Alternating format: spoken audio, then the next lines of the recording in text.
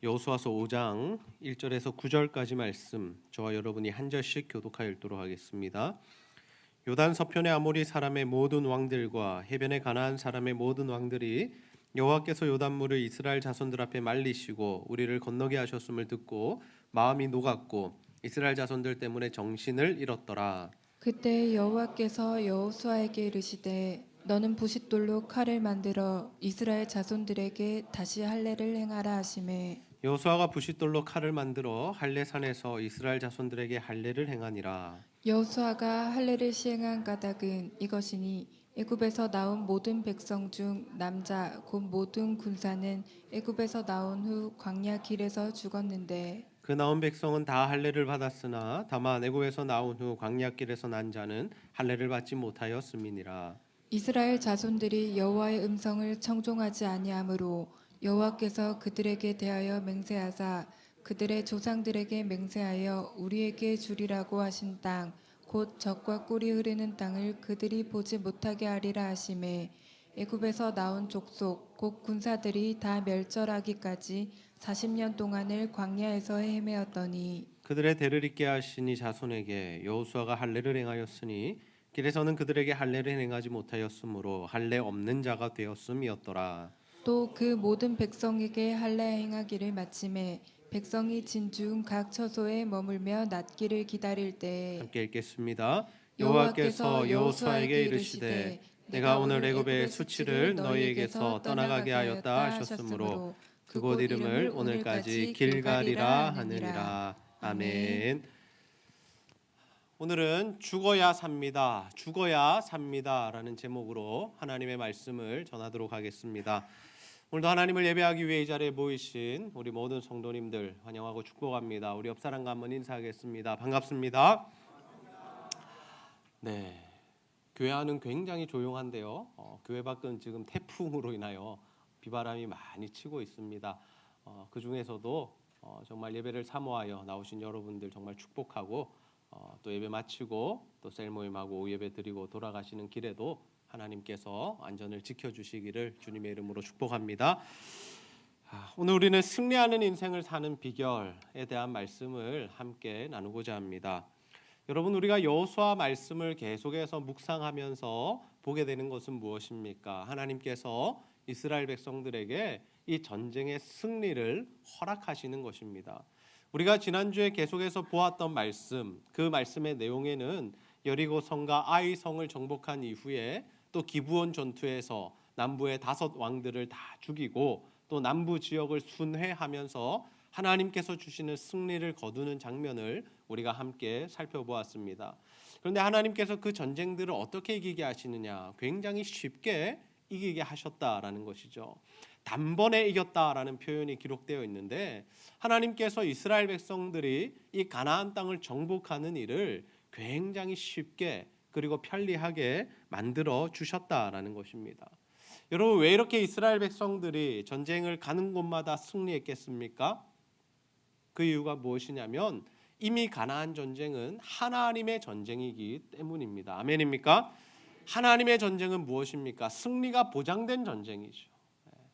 그래서 이스라엘 백성들은 그 하나님의 전쟁을 하나님께서 시키는 대로 행하며 따라가기만 하면, 순종하기만 하면 하나님 주시는 승리를 획득하고 또 하나님 주시는 은혜들을 누릴 수가 있었다라는 것이죠.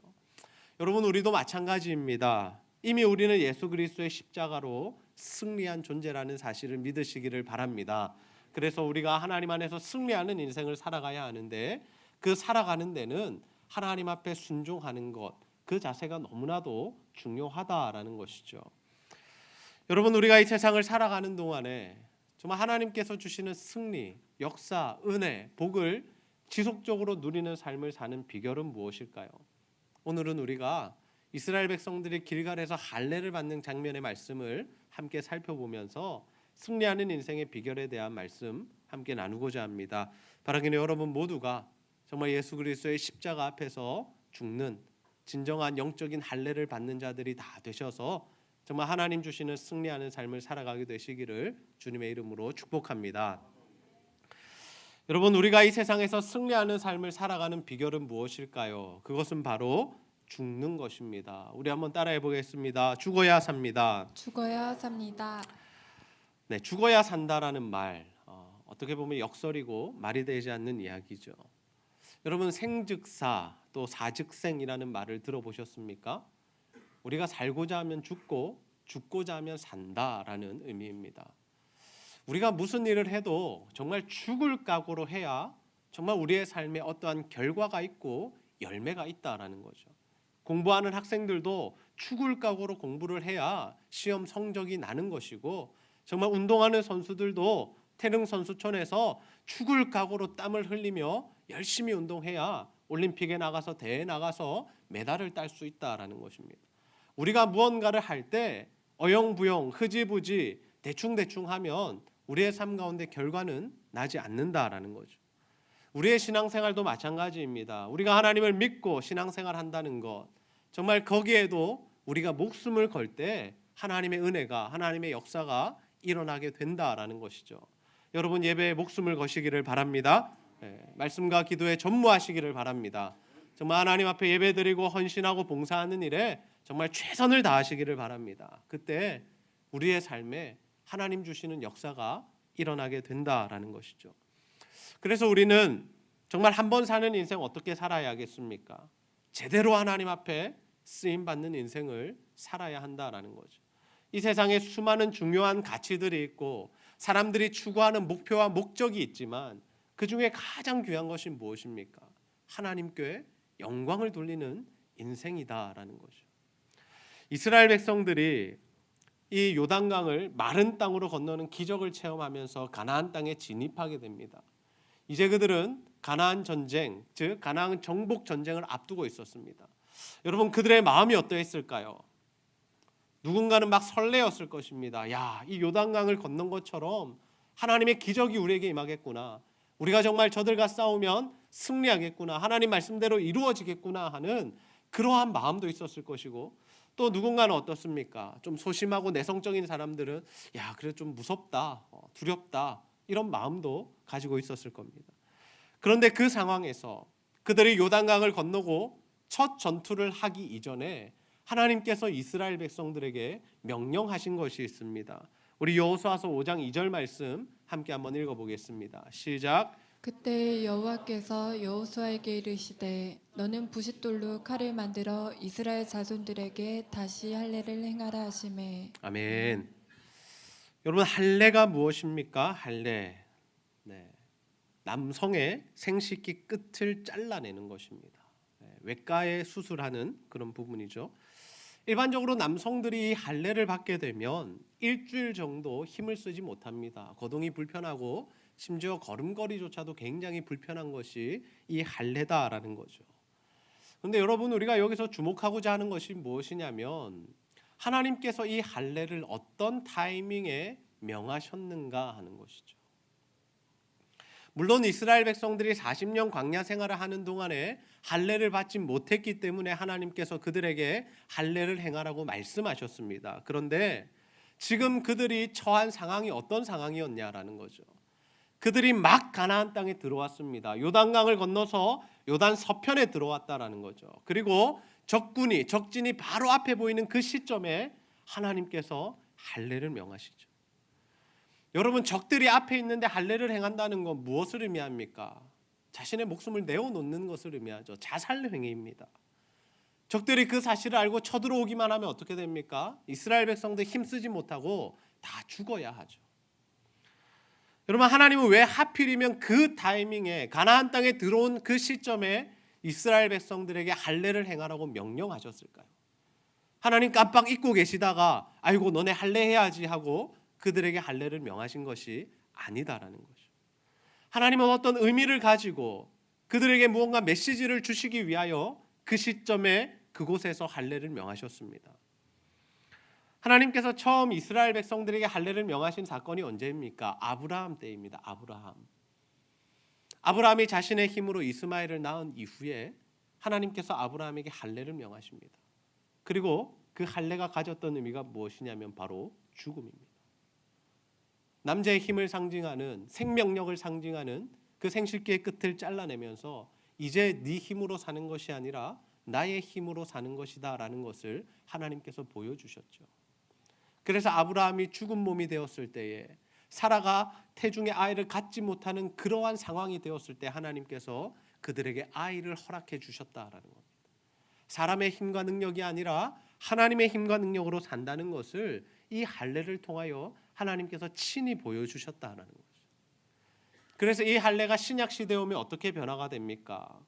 이 신약 시대 그리고 지금 시대를 살아가는 이 그리스도인들, 하나님의 백성들은 할례를 받을 필요는 없습니다. 우리는 무엇을 받아야 하느냐? 세례를 받아야 하죠. 세례가 할례와 동일한 의미다라는 거죠. 그래서 우리는 지금 시대에 세례를 받으며 나는 죽고 예수로 산다라는 고백을 하나님 앞에 드릴 수 있다라는 거죠. 그래서 한국 교회에도 여러 가지 여러분이 종파라 그럴까요? 교단이 있는데요. 우리는 대한예수교 장로의 합동측입니다. 그런데 이 침례교회 보면 그들은 어떻게 세례를 주냐면 실제로 물에 잠궜다가 다시 일으키는 그러한 형태로 세례를 줍니다. 그래서 침례교 교회에 보면 이렇게 이런 표현은 좀 그렇습니다만 이 목욕탕 같은 것이 있다라고 합니다. 세례를 침례를 베풀 수 있는 물을 담을 수 있는 탕이 있고 실제로 그곳에서 침례를 준다라고 하죠. 저는 이 군대에 가서 이 침례를 경험해 보았습니다. 제가 어려서 유아 세례를 받은 사람입니다. 그리고 장성하여 저의 신앙을 고백하며 입교를 받았습니다. 그런데 왜 또 침례를 받았느냐? 세례가 또 필요해서 받았느냐? 그것이 아닙니다.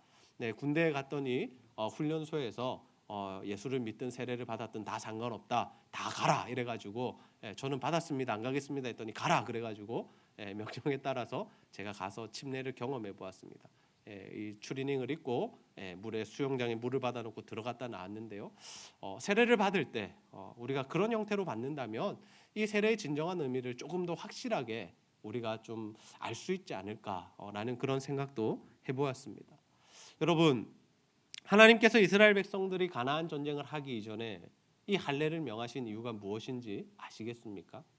그 이유가 무엇이냐면 이 가나안 전쟁은 너희들의 힘과 능력으로 하는 것이 아니라 내가 하는 것이고 전적으로 나에게 달려있는 일이다라는 것을 보여주시기 위함이었다라는 거죠. 하나님이 이 전쟁의 주인 되신다는 것, 하나님께서 이 전쟁을 승리케 하실 거라는 것. 그래서 너희들 내 말을 듣고 순종하고 따라오기만 하면 전쟁에서 승리하고 거기서부터 나오는 그 노획문들을 너희들이 차지할 수 있다라는 것들을 보여주시기 위하여 이 할례를 명하셨다라는 거죠. 여러분, 만약 이스라엘 백성들이 이 할례를 행하지 않고 가나안 정복 전쟁을 시작했다면 어떤 일이 일어났을까요? 보지 않아도 우리가 다 뻔하죠. 그들이 가는 곳마다 승리를 얻었습니다. 그 승리를 얻을 때마다 그들 마음 가운데 어떤 생각이 들어왔을까요? 야, 이번 전투 나 때문에 이겼다. 야, 우리나라 정말 강하다.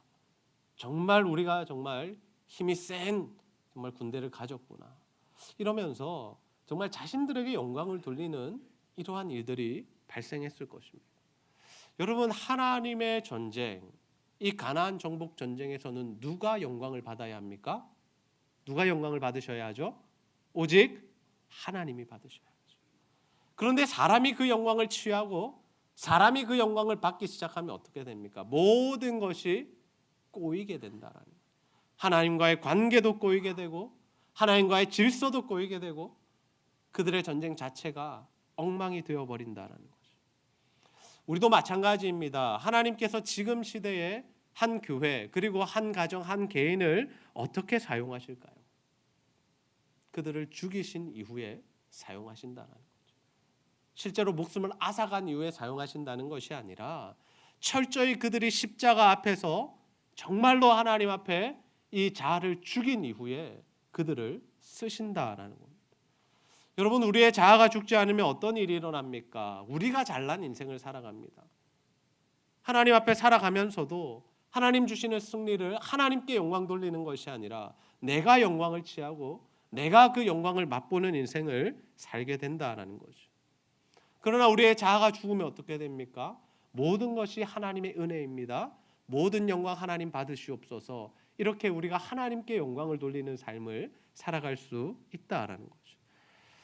여러분, 이러한 정말 십자가에서 자신의 자아를 죽이는 것이 왜 중요한가의 문제를 극단적으로 보여준 인물이 있는데 그 인물이 누구입니까? 바로 신약 시대에 굉장히 크게 쓰임을 받았던 사도 바울이죠. 사도 바울은 굉장히 똑똑하고 또 집안 배경이 좋고 또 많은 공부를 했던, 그래서 그 시대에 금수저 중에 최고의 금수저라고 불릴 만한 그러한 인생을 살았던 사람입니다. 그런데 그가 예수 그리스도의 십자가를 모를 때 어떤 일들을 행합니까? 예수 그리스도를 믿는 자들을 잡아서 옥에 가두는 그 일에 최선을 다하는 인생을 살았다는 거죠. 심지어 스데반 집사님 죽이는 일에 앞장섰던 사람이 바로 이 사도 바울입니다. 사도 바울이 나쁜 사람이어서 그런 일을 한 것이 아니다라는 거죠. 그가 왜 이런 일들을 했느냐? 그는 하나님을 믿었고 자신의 신앙 양심에 따라서 최선을 다해 하나님을 섬긴다는 것이 이러한 모습으로 나타났다라는 거죠. 그런데 그에게 있었던 한 가지 문제가 있는데 그 문제가 무엇이냐면 그가 예수님의 십자가를 경험하지 못했다는, 예수님의 십자가를 깨닫지 못했다라는 거죠. 예수님과 동시대에 살았기 때문에 예수님께서 십자가에 달려 죽으신 사실은 알고 있었지만 그 십자가의 의미를, 진정한 의미를 깨닫지 못하고 자신이 죄인이라는 사실을 인정하지 못하고 예수는 이단이기 때문에 죽었다라고 생각했기 때문에 그가 열심히 살아냈던 그 모든 신앙의 모습이 예수를 핍박하는 모습으로 나타났다라는 거죠. 여러분, 우리 안에도 이런 문제가 있을 수 있습니다. 우리가 예수를 믿었고 하나님 안에서 신앙생활을 하며 살아가고 있습니다.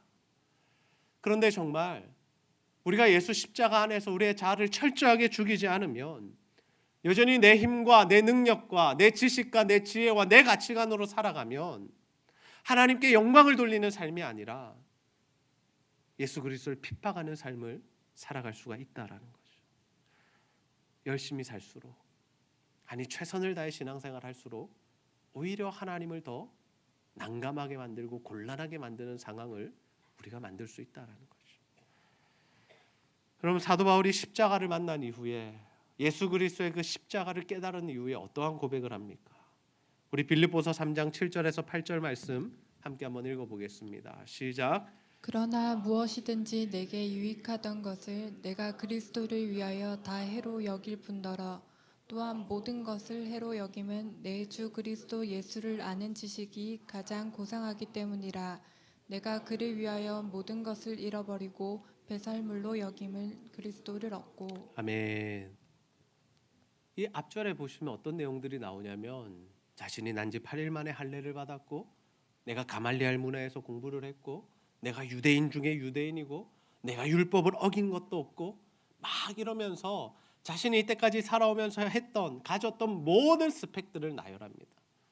그런데 그 스펙들을 나열한 이후에 7절에 어떻게 시작합니까? 그러나로 시작하죠. 그러나 내가 그런 스펙을 가진 사람이었고 내가 대단한 사람이었고 내가 정말 사회에서 인정받는 사람이었고 유대교인들 중에 최고의 내가 금수저였는데 그러나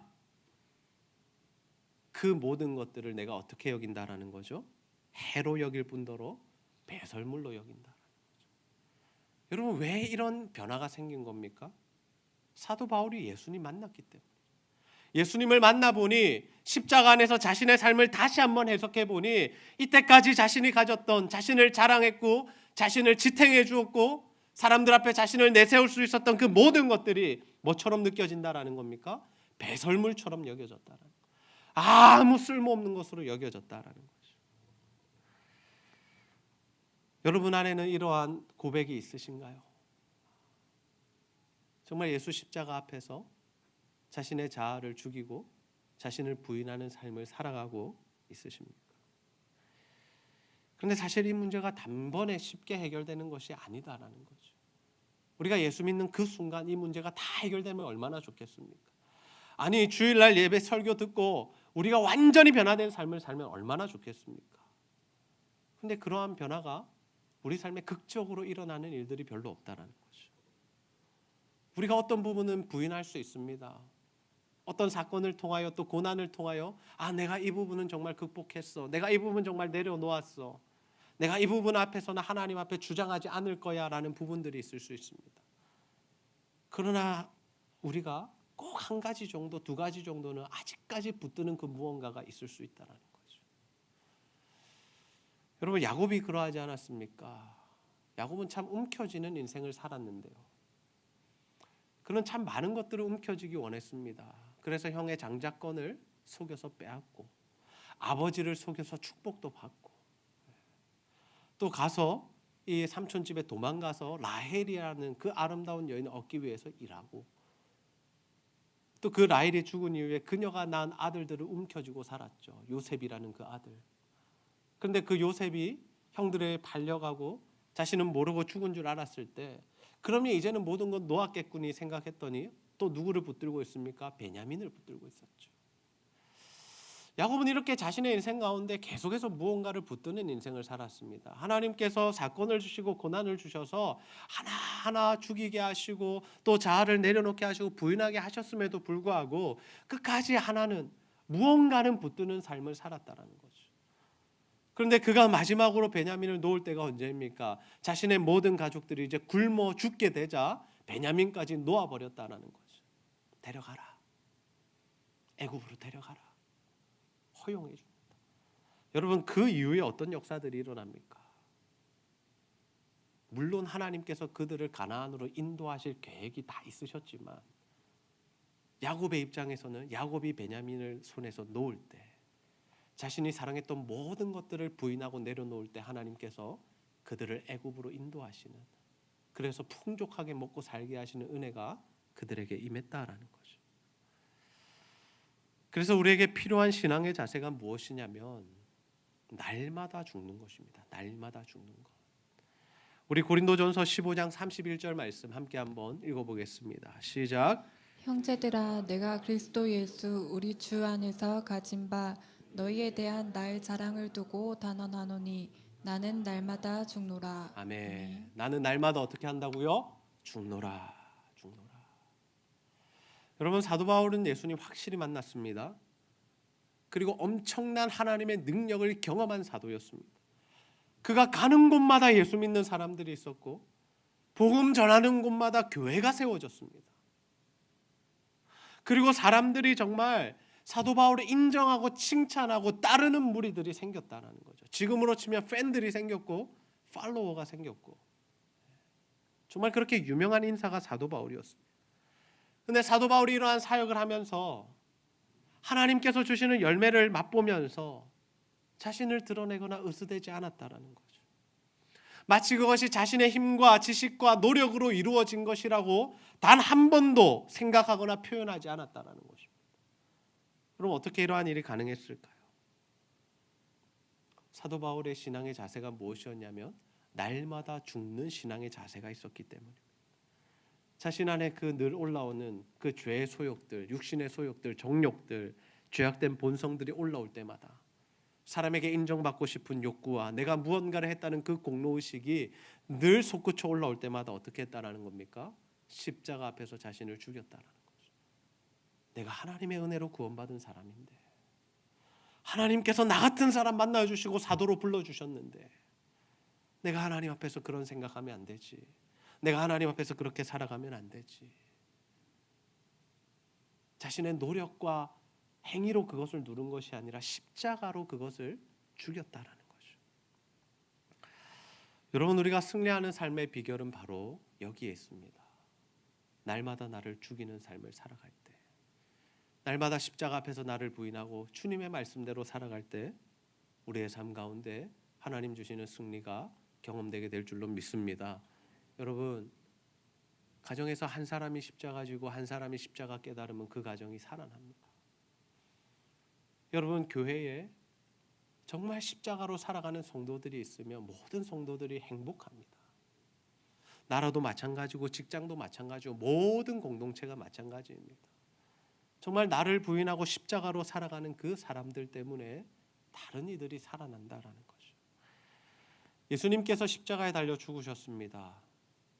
예수님께서 죽으셨기 때문에 누가 구원을 누리게 되었습니까? 만 백성들이 구원을 누리게 되었죠. 원래는 사람들이 자신의 죄를 책임져야 했지만 예수님께서 십자가에 달려 죽으심으로 모든 사람들의 죄를 대속해 주셨기 때문에 우리가 그 은혜로 예수를 믿기만 하면 구원을 얻는 놀라운 하나님의 은혜를 경험하고 있다라는 것이죠. 마찬가지입니다. 우리가 그 예수님을 믿는 자로서 우리가 십자가 앞에서 우리를 죽이면 우리가 죽는 것으로 끝나는 것이 아니라 반드시 하나님께서 주시는 영광을 누리고 하나님께서 주시는 열매를 맺게 될 줄로 믿습니다. 저는 우리 제자들교회 성도님들이 정말 예수 그리스도 앞에서 자신의 자아를 죽이고 하나님의 말씀에 전적으로 순종하는 삶을 사셔서 정말 하나님 베푸시는 승리를 경험하게 되시기를 주님의 이름으로 축복합니다. 말씀을 정리하겠습니다. 오늘 우리는 이 세상에서 승리하는 삶을 살아가는 비결에 대한 말씀 함께 나누었습니다. 하나님은 이스라엘 백성들이 가나안 정복을 하기에 앞서서 그들에게 할례를 명령하십니다. 이는 그들이 가나안 정복 전쟁의 의미를 깨닫기 원하셨고 자신의 힘과 능력이 아니라 하나님의 힘과 능력으로 한다는 것을 그들에게 알려주시기 위함이었다라는 것이죠. 여러분, 우리의 인생도 마찬가지입니다. 우리가 자아를 죽이지 않으면 하나님의 역사는 일어나지 않습니다. 또 우리가 자아가 죽지 않은 상태에서 하나님의 역사를 계속해서 경험하게 되면 더 교만해지고 더 위험한 상태로 간다라는 거죠. 하나님과의 모든 관계가 꼬이게 되고 신앙생활이 엉망이 되어버립니다. 그러나 우리가 예수 그리스도 앞에서 정말 그 십자가 안에서 우리 자아를 죽일 때, 우리를 부인할 때, 또 십자가 안에서 우리의 삶을 재해석할 때 하나님의 은혜와 하나님의 역사와 하나님 주시는 승리가 우리의 삶 가운데 임하게 될 줄 믿습니다. 우리의 자아를 죽이면 하나님이 역사하십니다. 내가 죽으면 내 주위 사람들이 살아나고 내가 희생하면, 내가 섬기면 우리 주변 사람들이 행복해진다라는 거죠. 내 자아로 살고자 하면, 내 욕심대로, 내 정욕대로, 내 생각대로, 내 뜻대로 살고자 하면 그 인생은 피곤할 뿐입니다. 절반만 죽은 사람 온전히 쓰임받지 못합니다. 하나님 앞에 온전히 죽은 사람들, 정말 야곱이 마지막 것을 내려놓았을 때 역사가 일어났고 사도 바울이 주님 앞에 십자가 앞에서 자신의 자아를 죽이고 날마다 자신을 죽이는 삶을 살아날 때 하나님의 은혜가 그 가운데 임했다라는 거죠.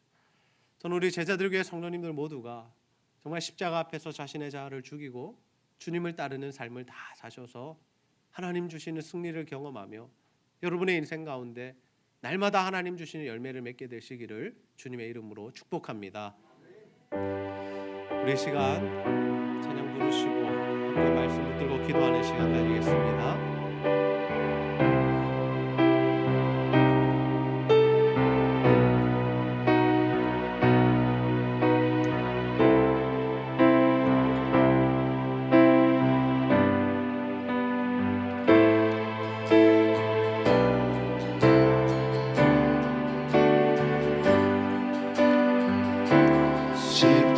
십자가를 질 수 있나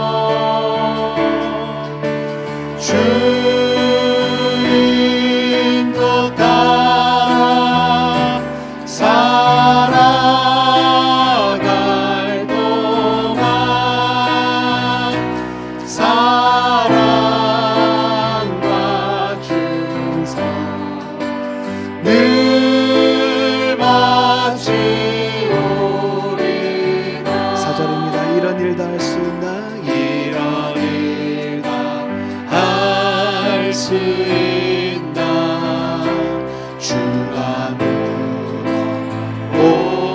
오시네 용감한 자 바울처럼 선뜻 나가리라